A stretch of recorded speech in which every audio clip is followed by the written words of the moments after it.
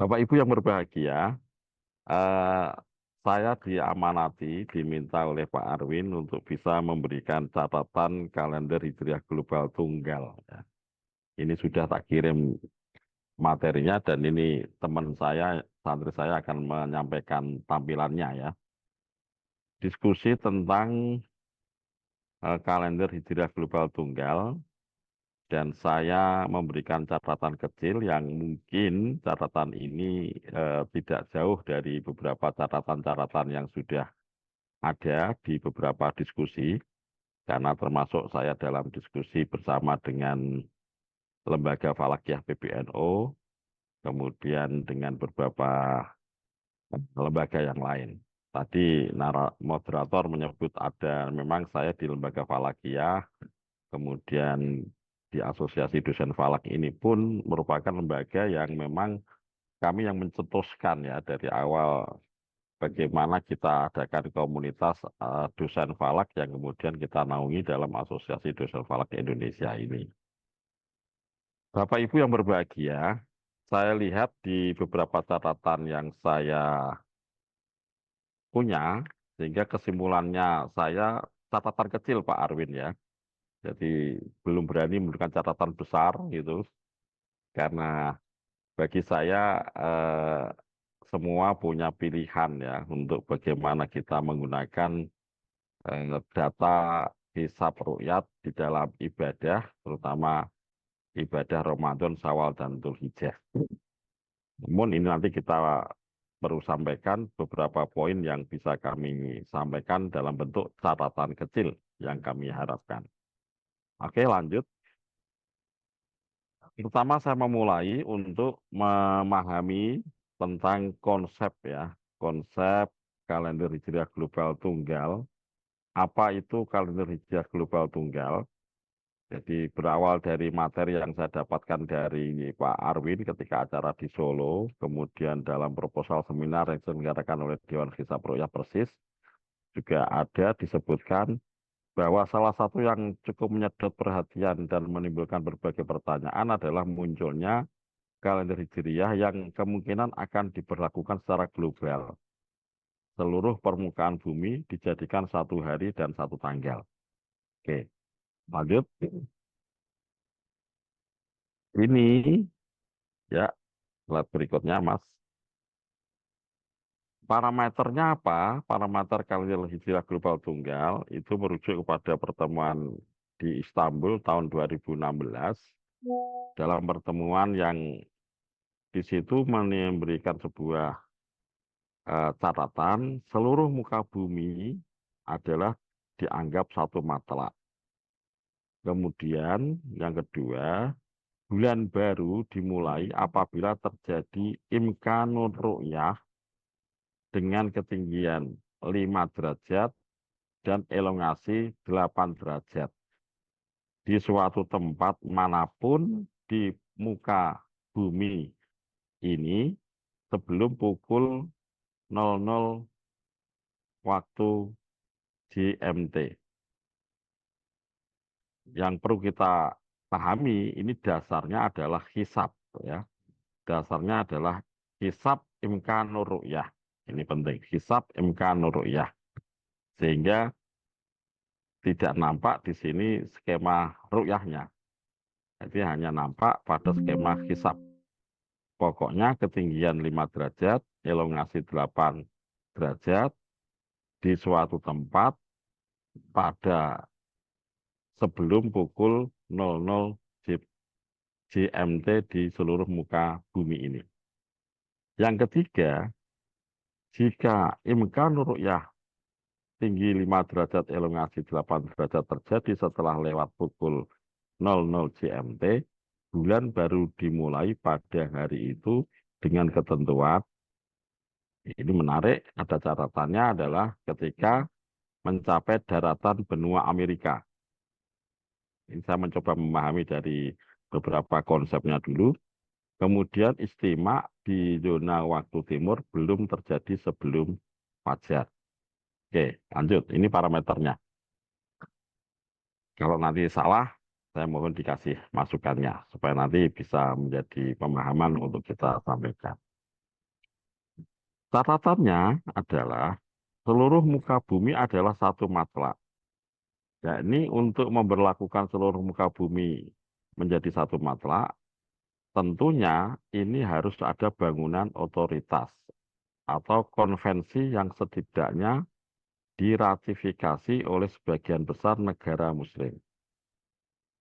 Bisakah diberlakukan oleh ormas atau perorangan? Supaya ini, istilahnya secara otomatis, jika pemberlakuan formal yang diinginkan, maka mutlak harus diwakili oleh negara maupun pemerintah.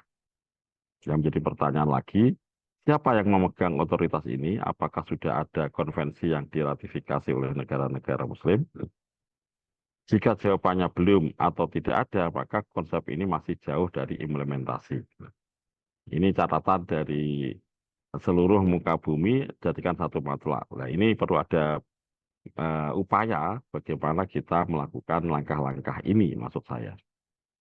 Jika kita mengacu pada statement berikut ini, tentunya ini akan menjadi sangat penting bahwa sejarah sudah mencatat Umar bin Khattab dalam upayanya memperbaiki kekacauan administratif pada waktu itu menjadi pencetus kalender Hijriah, meskipun sistem bulan sudah ada, sahabat Umar bin Khattab melibatkan formalisasi dalam bentuk penomoran dan menjadikan tonggak awal perlunya unifikasi kalender sebagai titik tolak menuju kalender global.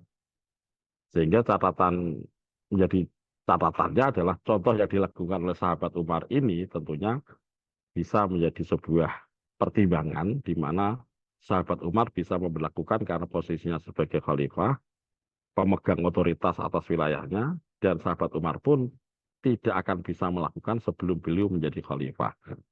Artinya inisiasi kalender hijriah global tunggal ini perlu ada sebuah penyamaan persepsi bagaimana siapa yang diberikan hak untuk mengambilkan otoritas ini. Lanjut. Oke, Mas. Kemudian dalam perspektif seluruh muka bumi adalah satu matlak, ini pun ada cerita tentang upaya persaudaraan antara Ansor dan Muhajirin setelah Rasulullah melakukan hijrah dari Mekah ke Madinah. Ada kebijakan penting yang diambil oleh beliau. Di antaranya yang paling masyhur adalah mempersaudarakan atau menyatukan sahabat Ansor dan Muhajirin. Ansor adalah sahabat Nabi yang di Madinah yang menerima kedatangan Rasulullah pasca hijrah, sedangkan Muhajirin adalah sahabat Nabi yang melakukan hijrah bersama Nabi dari Mekah dan Madinah. Nah, kelompok ini dipersaudarakan di atas prinsip kebenaran, persamaan, dan saling mewarisi setelah harta mati.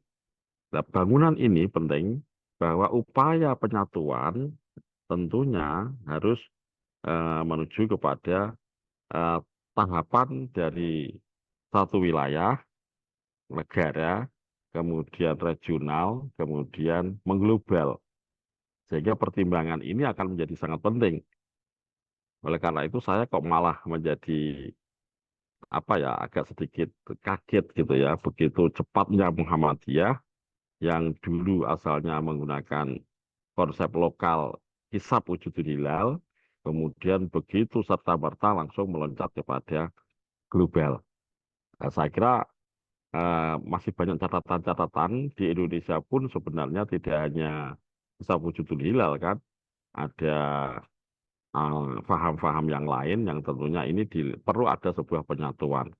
Sehingga kalau penyatuannya global, kemudian di dalam negara ini masih banyak perbedaan-perbedaan, juga artinya perlu ada sebuah langkah-langkah bersama bagaimana di dalam satu negara kita selesaikan dulu, kemudian kita merambah kepada konsep wilayah di sekitar negara kita, kemudian meluas, meluas, meluas. Mungkin begitu. Tapi tidak tahu, mungkin arah daripada kalender hijrah global tinggi tunggal ini mungkin arahnya ingin menginisiasi secara internasional yang diharapkan nanti bisa diberlakukan. Namun nanti ada catatan yang terkait dengan masalah pemberlakuan ibadah yang kita akan sampaikan. Lanjut. Berikutnya adalah seluruh muka bumi adalah satu matlak. Pernyataan ini jika disepakati mabim yang bersifat lokal, mungkin umat bisa di satu kawasan. tetapi tidak bisa mengajak orang luar kawasan untuk ikut karena kalender bersifat lokal. Ya, dalam hal ini berarti ketika kita menyatakan persatuan umat Islam di satu kawasan, satu negeri adalah satu daerah perlu diprioritaskan dibanding dengan berharap persatuan global. Artinya apa? Kita mengupayakan yang di tingkat Mabim aja cukup berat, gitu kan? Bagaimana kalau kita beratnya untuk mengupayakan penyatuan secara global? Tentunya harapan besar persatuan umat Islam secara global memang menjadi impian kita. Namun harapan ini tentu jangan sampai dikecewakan dengan perpecahan yang harus ada di antara realita yang ada di dalam wilayah eh, apa ya terdekat secara lokal kita. Ini saya kira menjadi sangat penting gitu. Oke, lanjut. Parameter kalender hijrah global tunggal, bulan baru dimulai apabila terjadi imkan ru'yah dengan ketinggian 5, elongasi 8 di suatu tempat dimanapun di muka bumi Allah ini. Ini di dalam artinya, saya lihat di situ pemanaannya, imkan itu kayaknya perlu dipertanyakan. Imkan itu berarti baru kemungkinan, kalau kita pahami kata imkan. Atau baru berpotensi. Sehingga ketika memenuhi parameter imkan ru'yah dipenuhi, hilal belum pasti dapat diamati. Nah, kira-kira ini dimaksud untuk memprediksi awal bulan Hijriyah, sehingga dapat dipakai untuk menyusun kalender. Sedangkan dalam hal untuk keperluan ibadah, penggunaan parameter ini itu hanya memakai untuk dipastikan visibilitas hilalnya untuk melakukan ru'yah. Sehingga ada semacam apa ya target yang berbeda kalau boleh saya lihat di dalam penggunaan istilah imkan di sini. Jadi ketinggian 5 derajat elongasi 8 dalam perspektif kalender itu menggunakan kepastian data ini untuk hisab. Sedangkan dalam perspektif ibadah, karena memang kita harus pahami juga di umat Islam tidak serta-merta kemudian percaya penuh dengan data hisab, ada yang di situ masih memerlukan adanya sebuah kajian observasi terhadap data hisab itu melalui ru'yah di dalam keperluannya untuk ibadah. Di sini karena memang di Nahdlatul Ulama ya ketepatan yang menggunakan Ru'yatul Hilal itu posisinya sebagai konsekuensi daripada ru'yah, maka imkan ru'yah atau dikenal dengan istilah visibilitas hilal itu sebagai standar untuk kategori kelayakan untuk bisa dilihat. Dan ini saya kira cukup cukup jelas ada perbedaan perspektif pijakan ya. Sehingga kalau kalender hijrah global tunggal ini arahnya adalah kepada pijakan untuk mengambil data tanggal dalam perspektif hisabnya, sehingga istilah imkan ru'yah itu kalau boleh saya terjemahkan di dalam kalender hijrah global tunggal sebenarnya bukan pada istilah imkan ru'yah ya, sudah di dalam kategorikan ya hisab imkan ru'yah gitu ya. Jadi diperjelas hisab imkan ru'yah. Jadi sebenarnya bulan baru dimulai apabila terjadi dalam perspektif kalender hijrah global adalah hisab imkan ru'yah. Ini menarik. Jadi kalau di sini nampak bahwa di Muhammadiyah ada sebuah perkembangan yang bagus. Dulu hisabnya adalah wujudul hilal di atas ufuk.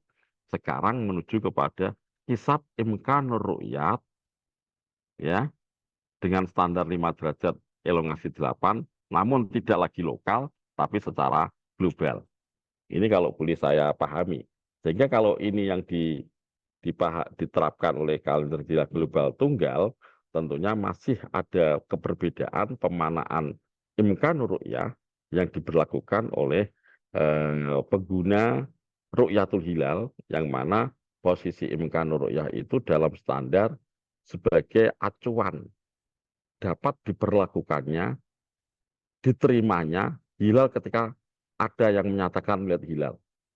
Karena di dalam pelaku Rukyatul Hilal, kalau nanti di bawah imkan ru'yah, mereka sudah berani untuk menolak karena tidak masuk dalam kategori imkan. Ini sesuatu perkembangan di Nahdlatul Ulama yang menggunakan Ru'yatul Hilal. Sedangkan dari Muhammadiyah dengan menggunakan parameter kalender hijriah global tunggal, ada sebuah hal yang cukup eh, perkembangan yang nampak di sini menggunakan imkanur ru'yah, hisab imkanur ru'yah, parameternya sebagai acuan untuk data hisabnya, imkanur ru'yah, namun tidak lagi lokal, namun global. Ini saya kira menjadi penting.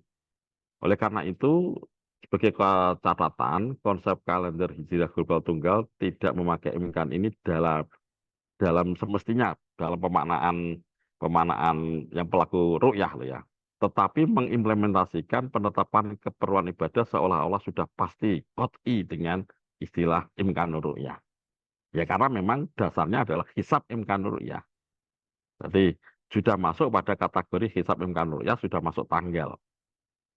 Tidak sebagaimana pemaknaan imkanur ru'yah yang dipakai oleh golongan atau komunitas seperti Nahdlatul Ulama yang menggunakan Ru'yatul Hilal, sehingga posisi imkan ru'yah adalah sebagai dasar pijakan hisab yang yang digunakan untuk menerima keberhasilan melihat hilal. Hal ini tentunya kalau dalam perspektif kami itu tidak sejalan dengan apa yang ada di dalam hadis Nabi yang salah satu redaksinya adalah la tasumu hatta tarawul hilal wala tuftiru hatta tarauhu fa'in gumma alaikum fakdurulah. Jadi ada koyat fa'in gumma ini yang menarik. Ketika fa'in gumma inilah yang kemudian memposisikan adanya istilah di situ adalah kalau itu tidak terlihat dalam skema imkan ru'yah, maka disempurnakan 30 hari. Ini yang menjadi catatan. Jadi koyet fa'in gumma alaikum fakdurullah itu memberikan koyet ketika di dalam posisi imkan ru'yah, ini di pengguna ru'yatul hilal, itu mengatakan ini istiqmal. Karena dalam redaksi hadis yang lain cukup jelas. Dikatakan fa'in gumma fa'akmilu idata salasina yauman. Kalau dalam bulan Ramadan berarti sa'bana. Nah, ini saya kira menjadi catatan penting. Jadi inilah yang kemudian ada perbedaan dalam perspektif. Saya kira ini kalau perbedaan hanya sebatas antara pemanaan satu ru'yah bil akli oleh golongan hisab, kemudian ru'yah eh, hakiki oleh pengguna ru'yah, saya kira tidak terlalu problem dalam pemberlakuan syariat Islam untuk menggunakan syariat kewajiban ibadah puasa kita. Cuman ini persoalannya di kalender hijrah global tunggal berharap ada muncul sebuah apa ya kepastian tanggal itu ya, kepastian tanggal yang muncul di dalam kalender. Ya tentu kalau menggunakan harapan menggunakan kalender ya kita akan bisa konsisten. Namun kita harus ingat betul juga ada bagian ormas yang memahami bahwa di dalam ibadah puasa tidak serta-merta hanya data kalender yang kita buat acuan, namun di situ harus ada pertimbangan kemungkinan hilal bisa dilihat atau tidak. Saya kira ini perbedaan istihad, perbedaan bagaimana kita memahami daripada teks yang ada. Lanjut, Mas. Kalau waktunya terlalu lama, saya tolong diingatkan ya, Mas moderator ya. Baik, Lanjut, Prof. Mas. Lanjut, Mas Ani. Kemudian bulan baru dimulai apabila terjadi imkan dengan ketinggian ini dimanapun tempat sebelum pukul 00 GMT. Ini menarik ya. Mulainya hari yang saya pahami itu dinyatakan pada malam hari jam 12 malam, di mana ini kalau diberlakukan ini kayaknya menjadi sebuah catatan besar bagi masyarakat Muslim Indonesia yang dengan adanya ibadah puasa, itu nama awal hari di dalam kalender Komariah Komariah atau Hijriyah itu adalah Maghrib gitu ya. Jadi kalau nanti awal hari di dalam usulan kalender Hijriah global tunggal adalah jam 12 malam, akan menjadi sebuah apa ya, kebingungan masyarakat atau pertanyaan besar masyarakat loh. Ini nanti habis Maghrib kita masih tanggal contoh saatnya kemarin tanggal 1 Saban ya, tanggal 28 di hari Jumat itu hari Jumat malam Sabtu seandainya apa dikatakan masuknya 1 Ramadan itu adalah 1 Maret, berarti malam Sabtu jam 12 sehingga malam Sabtu itu belum ada ibadah yang berhubungan dengan puasa Ramadan traweh kan gitu. Baru sahur dimulai untuk bisa memulai hari pertama di dalam awal bulan Ramadan. Ini saya kira menjadi catatan dan apabila ini diberlakukan seperti itu, saya kira masyarakat jadi tambah tambah apa ya, bukan tambah bingung dan ini mempertanyakan kalau saya lihat kalau memang ini ada hubungannya dengan puasa Ramadan ya, ketika yang namanya awal hari itu. Atau mungkin kalau ada keinginan beristihad agak sedikit menarik awal hari itu ya dimulai dari sahur gitu ya. Jadi sahur itu awal hari, kemudian dimulai pagi gitu kan. Nggak tahu ini nanti mungkin saya belum kurang jelas, tapi yang jelas bahwa di tradisi Islam dan beberapa pemahaman dari naskah-naskah yang kami baca, awal hari di dalam kalender Komariah adalah Maghrib ya. Dan itu juga ditandai dengan adanya kemunculan hilal. Jadi hadis Sumu li ruyatihi itu ditandai dengan kemunculan hilal dan bukan tradisi. Hilal tanda awal waktu itu adalah saat maghrib sebagai batas di mana hilal dinyatakan muncul gitu. Jadi hilal dianggap muncul itu maghrib itu. Setelah maghrib itu berapa derajat ketinggiannya. Sebenarnya dari awal saya itu melihat kalau perbedaan antara hisab wujudul hilal yang sudah 20 tahun ya, saya itu mendapatkan informasi yang cukup bagus. Sudah 20 tahun Muhammadiyah menggunakan hisab wujudul hilal itu, saya kira cukup jelas ya, kajian istihadnya cukup jelas. Ketika bicara hisab wujudul hilal, itu memberikan sebuah pemahaman filosofis, hisab secara eksistensi itu ada di lokal itu di atas ufuk, di atas ufuk. Kalau lokal kita bicara Indonesia, berarti di wilayah Indonesia itu hilal sudah di atas ufuk. Itu eksistensi. Dan saya kira ini sesuatu yang sah-sah saja dalam sebuah ijtihad. Sedangkan Nahdlatul Ulama yang menggunakan ru'yatul hilal, itu mengambil pemaknaan bahwa hilal bisa dilihat tidak dalam perspektif eksistensi, tapi dalam perspektif nampak secara empiris.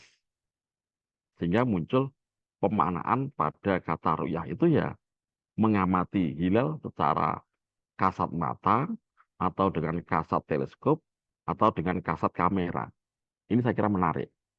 Jika kalau di sini saya lihat sebenarnya antara hisab wujudul hilal dengan ru'yatul hilal dan kemudian menggunakan acuan imkanur ru'yah itu ya memang tidak mungkin untuk bisa disatukan. Ini secara lokal.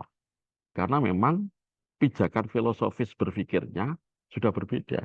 Satu cukup dengan eksistensi hilal di atas ufuk, kemudian satu lagi menggunakan kajian perspektif bahwa hilal tidak cukup hanya eksis, namun harus ada penampakan, harus ada hal yang bisa secara empiris bisa dilihat. Saya kira ini saya sedikit memberikan sebuah pemahaman yang saya lihat perbedaan ini tentunya di dalam perspektif fikih itu tidak menjadi masalah. Namun sekarang Muhammadiyah mencoba masuk pada mengusulkan ya metode baru. Sehingga saya tidak tahu ini nanti sekaligus minta klarifikasi dari sahabat-sahabat dari Muhammadiyah ini, Pak Arwin dan kawan-kawan yang ternyata kan kemarin beredar juga itu ada flyer eh, bukan flyer ya, video pengambilan informasi tentang Syawal yang asalnya menggunakan metode kalender hijriah global tunggal itu jatuh pada tanggal 30 Maret yang kemudian ada informasi baru menjelang puasa kemarin bahwa Syawal menggunakan metode hisab wujudul hilal jadinya tanggal 31. Saya kira ini menjadi poin yang menjadi perlu ada kejelasan ya sebenarnya supaya masyarakat terutama di kalangan masyarakat pengikut Muhammadiyah itu biar clear. Oh ya ini berarti kami menggunakan wujudul hilal. Jadi saya kira ini menjadi penting karena eh, yang jadi rame lah, jadi persoalan yang perlu diberikan kejelasan. Tadi salah pijakan yang saya sampaikan itu adalah menyatakan tentang keberadaan ru'yah itu perspektifnya adalah lokal.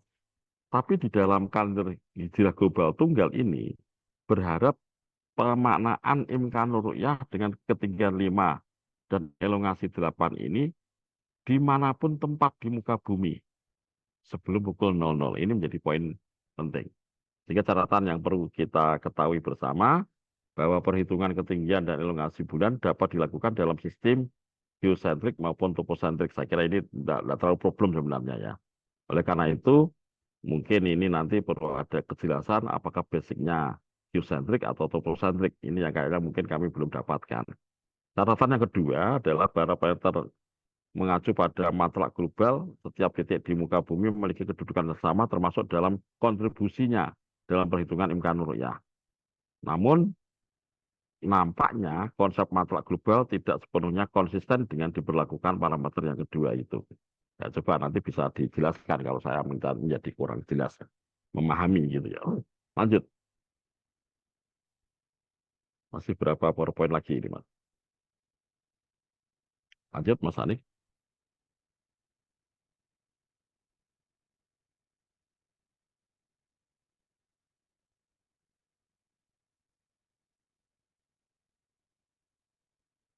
Mas Ani, PowerPoint-nya. Nggak tampil, Mas Ani. Sebentar, ini ada sedikit. Mas Ani tidak tampil ini gimana? Berikutnya adalah pada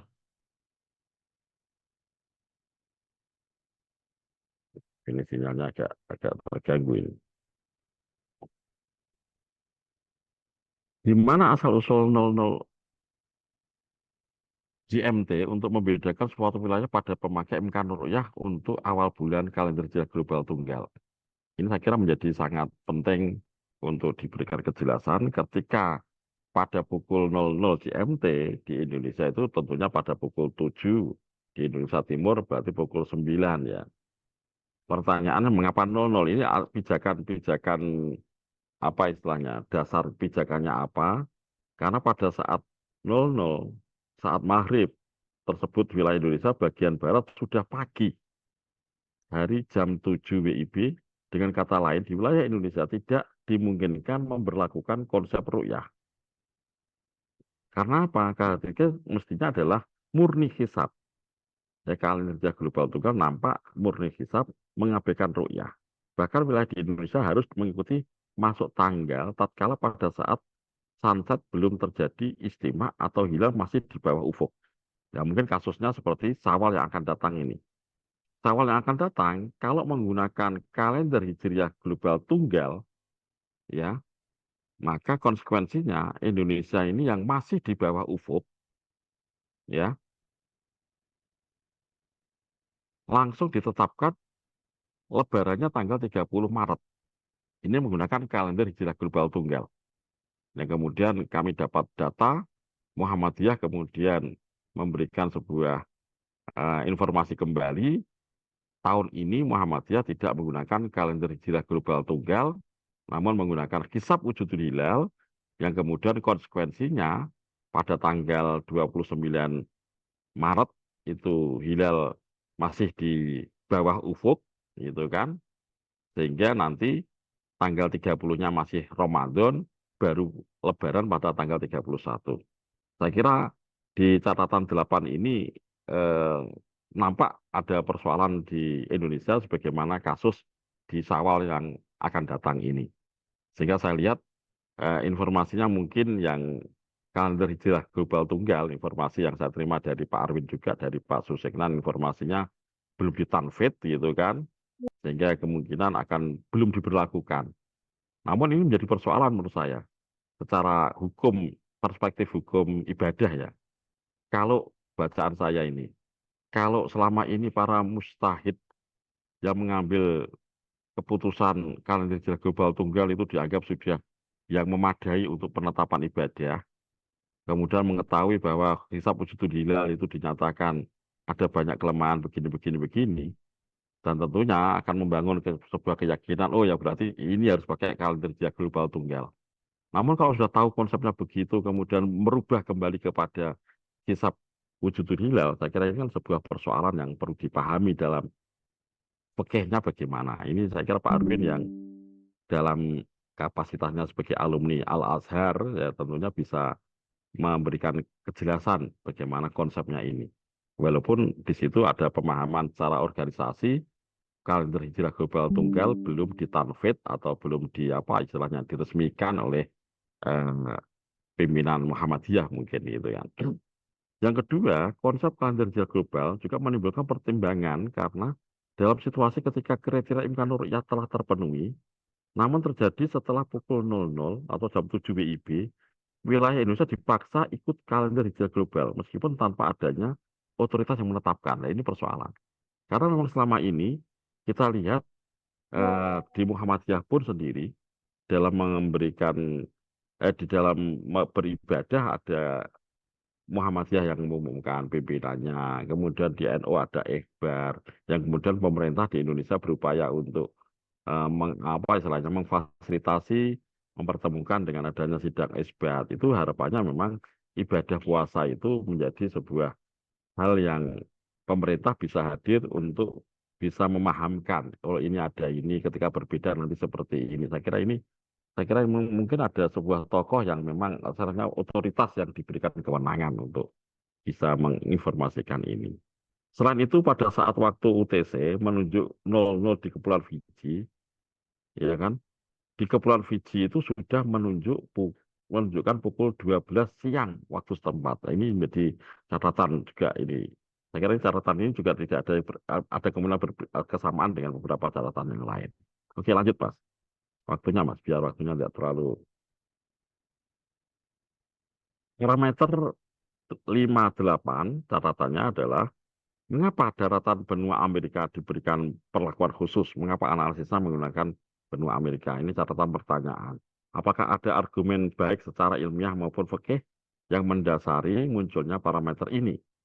Apakah garis 00 berhubungan dengan perlakuan khusus benua Amerika? Nah, ini saya kira menjadi catatan pertanyaan yang mungkin kami hanya bisa memberikan pertanyaan karena kami merasa tidak ada pijakan dasar fikihnya, dasar ilmiahnya yang bisa kami pahami di situ. Selanjutnya, perlu penjelasan mengapa syarat yang 3B, istimak di zona waktu timur, bumi terjadi sebelum fajar, pilihannya di negara Selandia Baru. Mengapa bukan Kepulauan Fiji atau negeri kepulauan lain di Sumatera, di Samudra Pasifik yang lebih dekat dengan garis tanggal internasional. Ini catatan-catatan yang kecil yang saya pertanyakan. Oke, lanjut.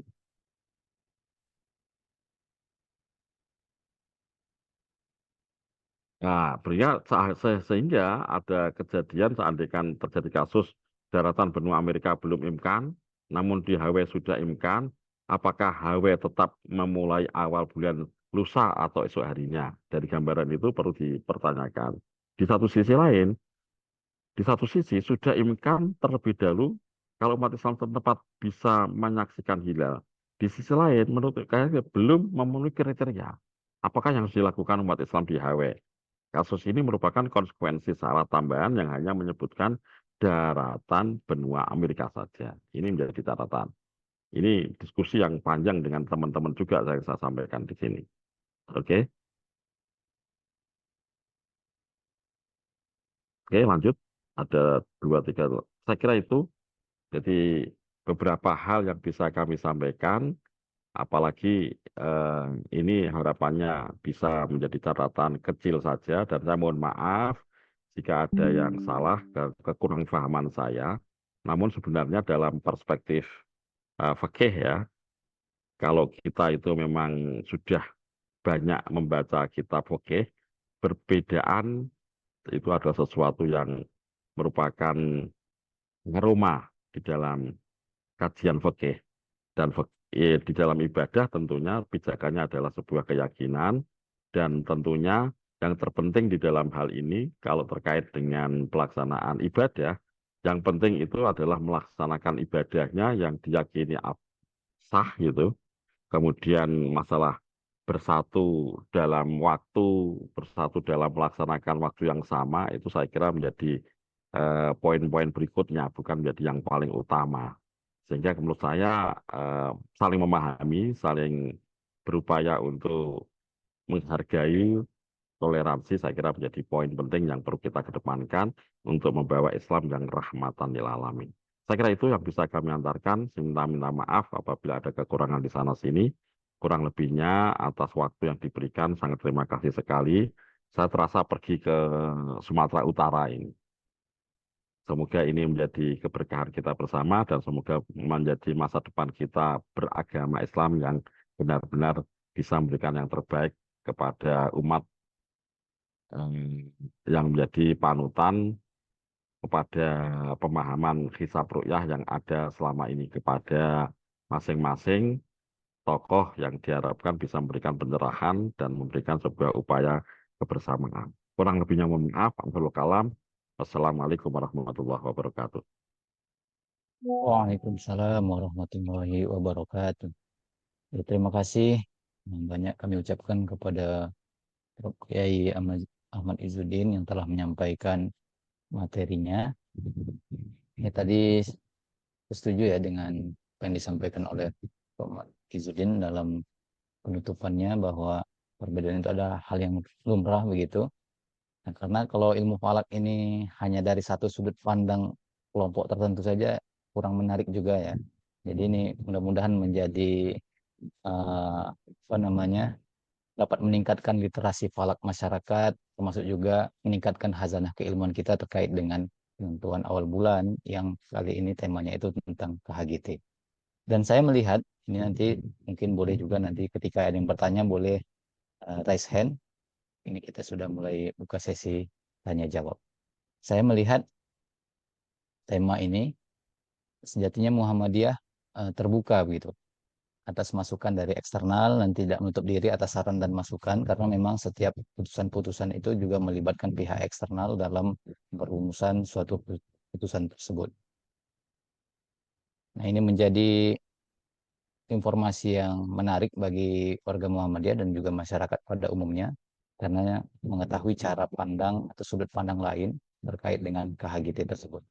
Baik, di sini sudah ada pertanyaan pertama ya dari Mas Adi Damanhuri. Mungkin kami persilahkan langsung saja kepada Mas Adi. Apakah mau mengaktifkan kamera atau juga mengaktifkan suaranya? Pada Mas Adi kami persilahkan. Oke, suara saya terdengar ya, Mas. Terdengar Mas, jelas. Mohon izin nggak mengaktifkan kamera Ini lagi. Mas Adi, Oke, Siap. ya. Mas Adi di Assalamualaikum. mana ini? Di Surabaya atau di Depok? Di Matlak Global, Pak. Oke, terima kasih. Assalamualaikum warahmatullahi wabarakatuh. Waalaikumsalam. Ya, terima kasih. Banyak pertanyaan sebenarnya, bukan pertanyaan sih. Kalau tadi ada catatan 11, ya saya juga mencatat ininya juga gitu ya. Awalan saya ketika saya diminta oleh pimpinan wilayah Muhammadiyah Jawa Timur berpartisipasi dalam sosialisasi KHGT kepada warga Muhammadiyah di Jawa Timur, statement saya jelas di awal bahwa eh, memahami KHGT itu sangat mudah dengan syarat punya literasi falak atau astronomi yang cukup kira-kira gitu. Karena kalau punya literasi dan pemahaman falak dan astronomi yang cukup tidak akan mengalami miskonsepsi gitu ya. Nah, pertanyaan sebenarnya ada banyak catatan, Pak Ahmad Izzuddin, jarang sekali kita ketemu. Ini sebenarnya saya juga ada kegiatan di kampus, tapi kok lebih baru ngabarinya tadi. Sedangkan acara ini saya baru sudah lihat tuh sudah sejak lama di Instagram, jadi lebih lebih tertarik ngikuti yang ini. Padahal acara di kampus saya narasumbernya. Tapi itu soal teknik-teknik pembelajaran, jadi males saya. Eh, apa sih hubungannya tadi saya sebut bahwa literasi literasi eh, literasi itu terkait memahami KHGT? Ini catatan saya dulu, belum pertanyaan. Terkait dengan ketika saya juga berkecimpung di menguji skripsi, falak dan sebagainya, teman-teman di yang backgroundnya Nahdlatul Ulama juga banyak memiliki kesalahpahaman ternyata. Yang tadi juga disampaikan oleh Pak Izzuddin di catatan kelima, di mana mulai hari itu tanggal jam 12 ya. Itu sebenarnya tolong dibedakan, mulai harinya tetap maghrib. Tolong bedakan mulai hari dengan parameter. Jadi seandainya ini kekeliruan yang sangat ini ya, berimplikasi banyak gitu ya. Antara mulai hari jam 12 malam dengan parameternya patokannya jam 12 malam. Yang jam 12 malam itu kan sebenarnya dalam hal ini parameter itu ya, itu kan terpenuhinya atau tidak parameter 5-8 itu. Ya. Sedangkan misalkan wilayah Jawa Barat lah atau WIB, maghribnya memang pada saat maghribnya di WIB itu belum memenuhi syarat, tapi baru memenuhi syaratnya di Mekah, kan beda 3 jam tuh ya. Berarti kan baru masuk kriteria itu sekitar jam 11 malam. Tapi karena sudah diketahui melalui hisap, makanya benar tadi Pak Izzuddin bilang bahwa KGT ini murni hisap, benar bukannya.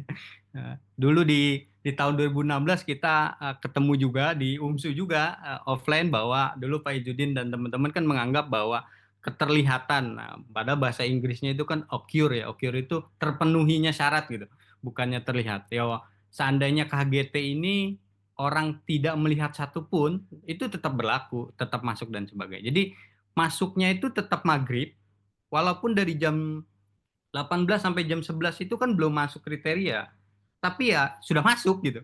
Jadi bedakan antara parameter jam 12 malam itu parameter masuk atau tidaknya dengan bata mulai harinya gitu. Jadi ini salah besar di mana-mana. Jadi bahkan teman saya yang doktor falak juga salah memahami, ini kok bisa begini. Makanya tadi saya bilang, kalau punya literatur falak yang cukup, dan itu insya Allah nggak salah paham terhadap KGT. Nah, pertanyaannya gini Pak, ini pertanyaan sedikit nakal nih Pak. Dari semuanya benar ada pertanyaan, dari 11 pertanyaan, tapi saya pertanyaan nomor 1 soal ratifikasi tadi. Pak Izzuddin bilang ratifikasi dan otoritas dan sebagainya. Saya mau konfirmasi, mungkin karena Pak Izzuddin juga bagian dari Lajnah Falakiyah PBNU. Jadi pada saat Kongres Kalender Hijriah di Turki itu tahun 2015, itu kan yang hadir salah satunya Pak Hendro, Pak. Dan ikut voting di situ ya.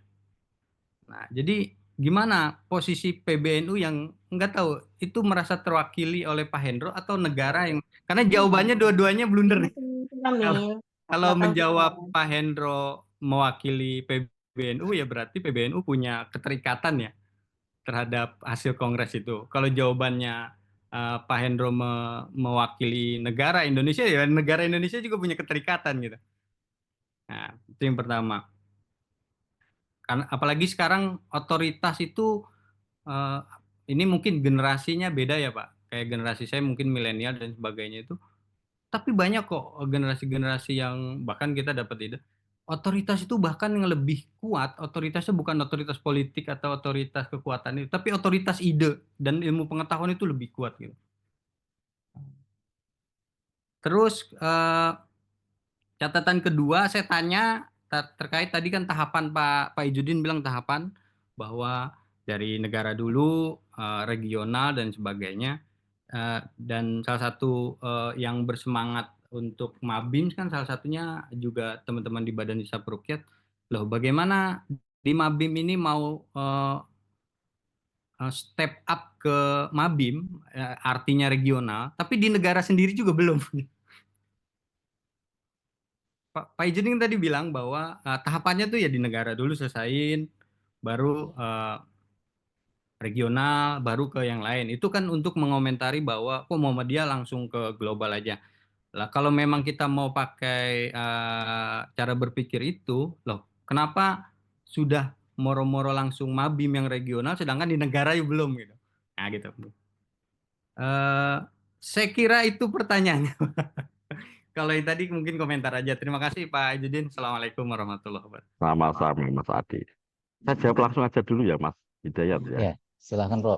supaya nanti saya itu lama tidak ketemu sama Mas Adi ini. Mas Adi luar biasa ini.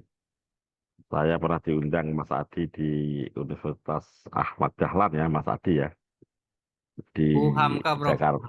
Oh, UHAMKA, ya. UHAMKA ya, UHAMKA ya, UHAMKA. Tapi kayaknya tidak ketemu Mas Adi deh. Ketemunya malah sama Prof. Tono Saksono. Mas Adi waktu itu ada tugas di mana gitu.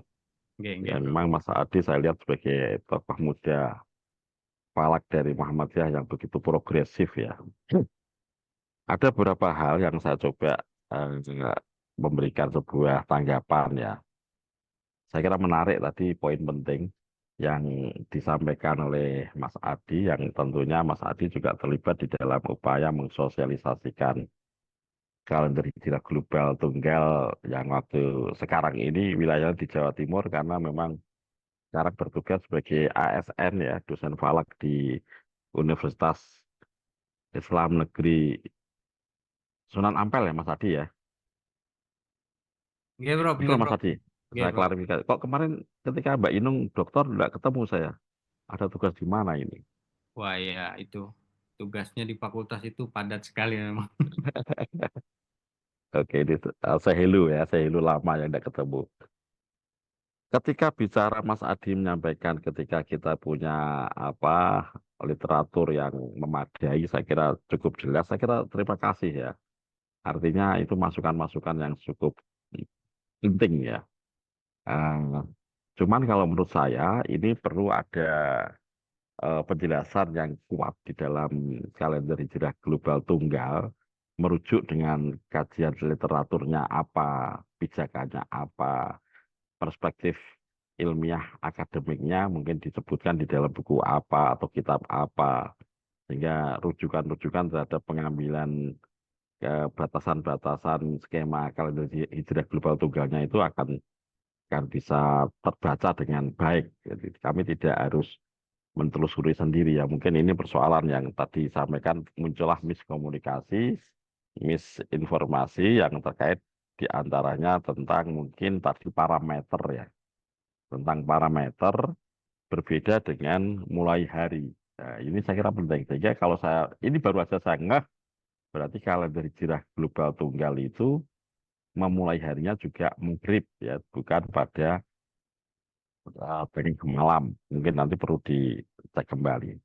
Bahkan saya berpikir, ini jawaban umumnya saja. Ini semenjak di Muhammadiyah banyak ada observatorium yang saya lihat mulai dari Sumatera Utara, Pak Arwin itu, sehingga ada sebuah gagasan besar yang kemudian konsep wujudul hilal, hisab wujudul hilal itu perlu dirubah dalam konsep imkanul ru'yah. Karena parameter imkanul ru'yah yang kemudian bisa menuju kepada ke ke penampakan hilal itu. Yang kemudian skemanya tidak di dalam level lokal, namun dibawa kepada level internasional. Atau mungkin tadi sekaligus ada acara di Turki ya, di Istanbul ya, di tahun 2000. Saya tidak tahu di acara Istanbul itu, setahu saya itu kegiatannya 2 kali ya, 2 tahun ya, 2 tahun berturut-turut atau sekali. Setahu saya ada tahun 2015, kemudian ada tahun 2016. Sehingga tadi kalau dipertanyakan Pak Hindro itu hadir, apakah atas nama kapasitas sebagai PBNU atau dari negara? Kayaknya setahu saya Pak Hindro atas nama pribadi yang tidak ada surat tugas resmi dari PBNU dan juga tidak ada tugas dari pemerintah, setahu saya.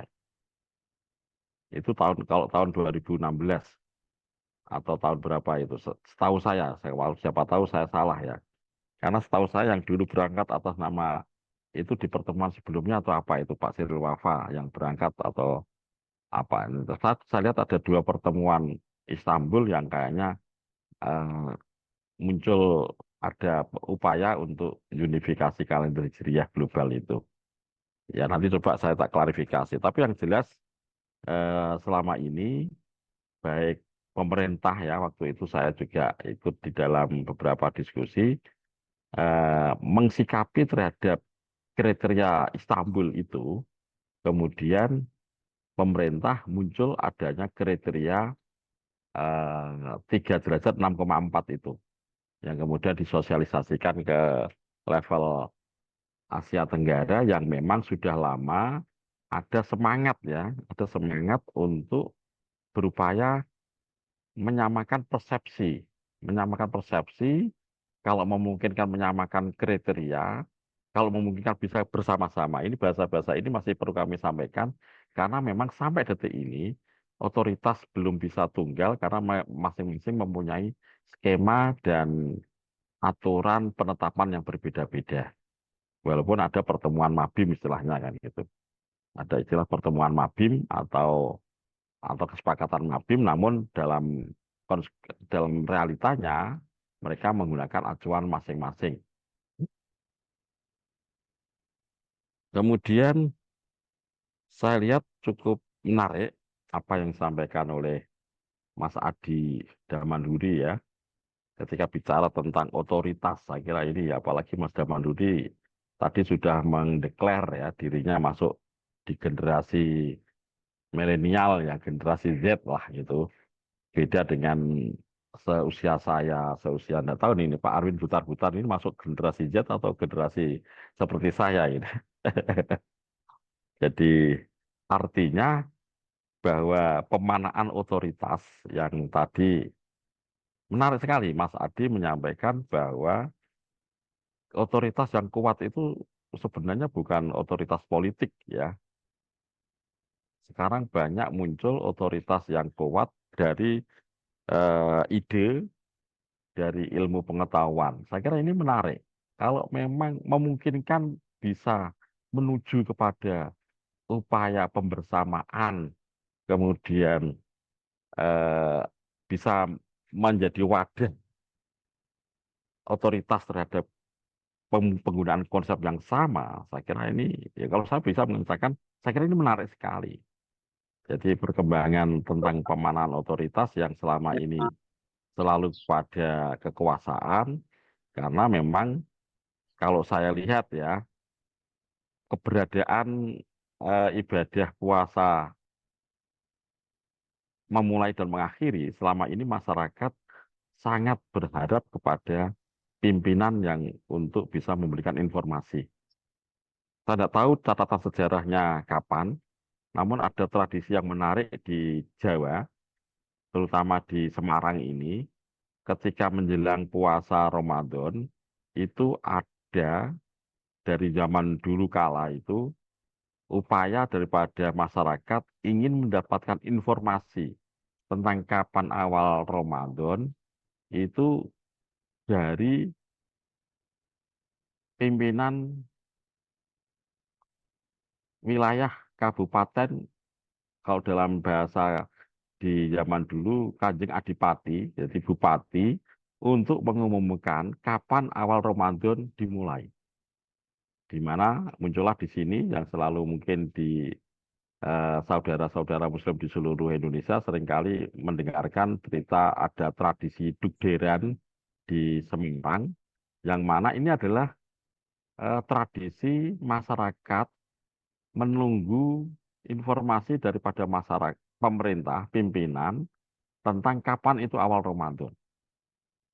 Di mana dalam tradisi itu biasanya Kanjeng Adipati ya menjadikan sebagai representasi kepada pimpinan kabupaten kota pada waktu itu akan mengumumkan di saat sore hari menjelang maghrib ketika Kanjeng Adipati atau Bupati ini sudah mendapatkan lembaran kertas atau suhuf ya. Ini Pak Arwin yang bicara tentang naskah ini. Suhuf yang kemudian hasil suhuf itu merupakan hasil halakoh para ulama tentang bagaimana data hisab ru'yat terhadap awal Ramadan yang akan datang ini. Ketika sudah ada suhufnya, dibacakan oleh Kanjeng Adipati. Kalau di Semarang biasanya dibacakan di masjid gitu oleh Kanjeng Adipati. Kemudian informasi itu kalau menandakan sudah masuk tanggal, maka langsung ada bunyi beduk dan kemudian ada bunyi mercon. Maka muncullah ada istilah gegeran. Nah, dari sini saya lihat masyarakat kita terbaca bahwa otoritas terhadap memulai ibadah puasa ya mungkin belum bisa sebagaimana disampaikan oleh Mas Adi Damanhuri yang ya mungkin ini kalau memungkinkan bisa pada tahun 10 tahun 15 tahun yang akan datang otoritas bisa kepada ide kekuatan ide bersama gitu kan saya kira mungkin tapi kayaknya sih bacaan saya masih tetap lah ada sebuah seorang yang ditokohkan atau seorang yang diberikan sebuah kewenangan untuk bisa memberikan informasi yang jelas terhadap hasil dari para tokoh dalam bidangnya yang terkait. Gitu. Saya kira itu. Kemudian yang terakhir, yang tadi saya memang memberikan catatan eh, Muhammadiyah yang begitu sangat menjadi loncatan yang luar biasa yang dulu menggunakan hisab wujudul hilal berbasis lokal gitu kan. Lokal itu artinya wilayah pemberlakuannya menggunakan wilayah Indonesia.